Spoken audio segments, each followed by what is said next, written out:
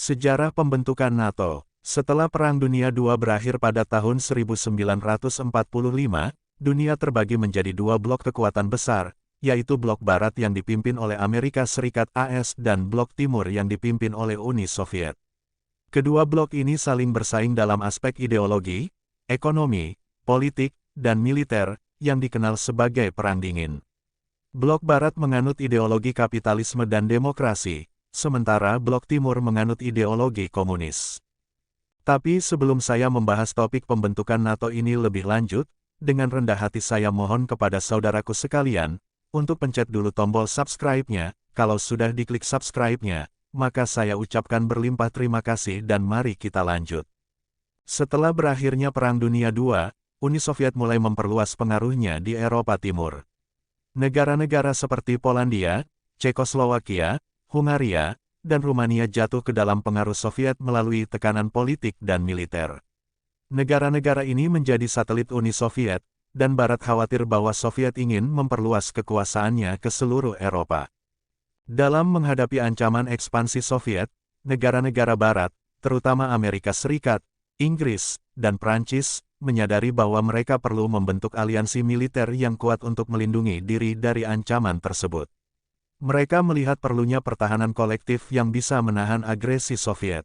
Sebelum NATO terbentuk, pada tahun 1948, Belgia, Belanda, Luksemburg, Prancis, dan Inggris membentuk Western Union melalui Perjanjian Brussels. Aliansi ini bertujuan untuk kerjasama militer dan ekonomi di antara negara-negara Eropa Barat. Amerika Serikat, meskipun sebelumnya lebih memilih untuk tidak terlibat dalam aliansi militer Eropa, akhirnya memutuskan untuk bergabung dalam upaya pertahanan bersama. AS khawatir bahwa tanpa dukungan mereka, Eropa Barat tidak akan mampu melawan ancaman Uni Soviet. Pada tahun 1949, diskusi intensif dilakukan antara negara-negara Barat untuk menciptakan aliansi yang lebih luas dari Western Union. Amerika Serikat, Kanada, dan negara-negara Eropa Barat terlibat dalam perundingan ini, dengan tujuan membentuk aliansi pertahanan bersama yang lebih kuat. Pada tanggal 4 April tahun 1949, Perjanjian Atlantik Utara (North Atlantic Treaty) ditandatangani di Washington, D.C., oleh 12 negara pendiri. Negara-negara tersebut adalah Amerika Serikat, Kanada, Inggris, Prancis, Belgia, Belanda, Luksemburg, Italia, Portugal, Norwegia, Denmark, dan Islandia. Tujuan utama dari NATO adalah untuk menyediakan mekanisme pertahanan kolektif. Pasal 5 dari Perjanjian Atlantik Utara menyatakan bahwa serangan terhadap satu anggota dianggap sebagai serangan terhadap seluruh anggota. Ini berarti bahwa jika satu negara NATO diserang, negara-negara anggota lainnya wajib memberikan bantuan militer. NATO juga dibentuk dengan konsep pencegahan, deterrence. Tujuan utama NATO adalah mencegah serangan dari Uni Soviet melalui kekuatan militer yang superior dan kerjasama di antara negara-negara anggota. NATO memiliki struktur organisasi yang terdiri dari Dewan Atlantik Utara, yang merupakan badan pengambil keputusan tertinggi, dan berbagai komite serta komando militer. Markas besar NATO terletak di Brussels, Belgia. Pada awal pembentukannya, NATO lebih difokuskan pada mempertahankan Eropa Barat dari potensi invasi Soviet. Eropa pada saat itu masih dalam proses pemulihan dari kehancuran Perang Dunia II, dan kekuatan militer NATO berfungsi sebagai penghalang bagi ekspansi komunis. Ketika Perang Korea meletus pada tahun 1950, NATO mendapatkan momentum lebih besar. Konflik ini memperkuat kepercayaan bahwa Uni Soviet dan komunisme global merupakan ancaman nyata. Amerika Serikat dan negara-negara NATO meningkatkan anggaran militer mereka dan memperkuat komitmen terhadap pertahanan bersama. Pada tahun 1952, NATO memperluas keanggotaannya dengan masuknya Yunani dan Turki. Kedua negara ini penting secara strategis karena lokasinya yang dekat dengan Uni Soviet dan Timur Tengah. Penambahan ini memperkuat posisi NATO di kawasan Mediterania. Pada tahun 1955, Jerman Barat secara resmi diizinkan untuk bergabung dengan NATO. Ini merupakan langkah kontroversial karena Jerman baru saja dikalahkan dalam Perang Dunia II, dan banyak negara masih khawatir dengan kebangkitan militer Jerman. Namun, Kehadiran Jerman Barat dalam NATO dianggap penting untuk melawan pengaruh Soviet di Eropa Tengah.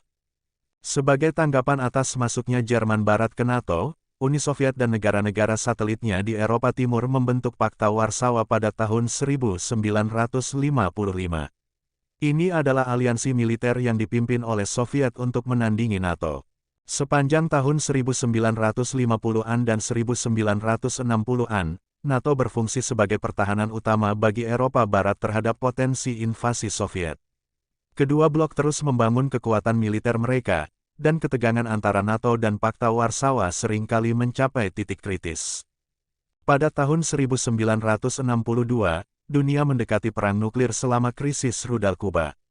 Meskipun konflik ini sebagian besar terjadi antara Amerika Serikat dan Uni Soviet, NATO mendukung AS selama krisis tersebut, menunjukkan solidaritas dalam aliansi. Pada tahun 1967, NATO mengadopsi strategi pertahanan fleksibel response. Ini berarti bahwa NATO tidak hanya mengandalkan ancaman serangan nuklir, tetapi juga mengembangkan kemampuan konvensional untuk merespons berbagai jenis serangan militer. Pada 1970-an, hubungan antara Blok Barat dan Blok Timur sedikit mencair melalui kebijakan detente. NATO tetap waspada, tetapi juga mendukung berbagai perundingan kontrol senjata seperti perjanjian SALT antara AS dan Uni Soviet. Meskipun NATO tetap kuat, ada beberapa ketegangan di dalamnya, terutama setelah Prancis menarik diri dari struktur komando militer terintegrasi NATO pada tahun 1966. Meskipun demikian, Prancis tetap menjadi anggota NATO secara politik dan terus berpartisipasi dalam kegiatan aliansi. Pada tahun 1979, invasi Uni Soviet ke Afghanistan sekali lagi meningkatkan ketegangan antara NATO dan Blok Timur. NATO mendukung perlawanan mujahidin di Afghanistan melalui bantuan tidak langsung dari negara-negara anggotanya, terutama Amerika Serikat. Pada 1980-an, di bawah pemerintahan Ronald Reagan, NATO memperkuat postur militernya.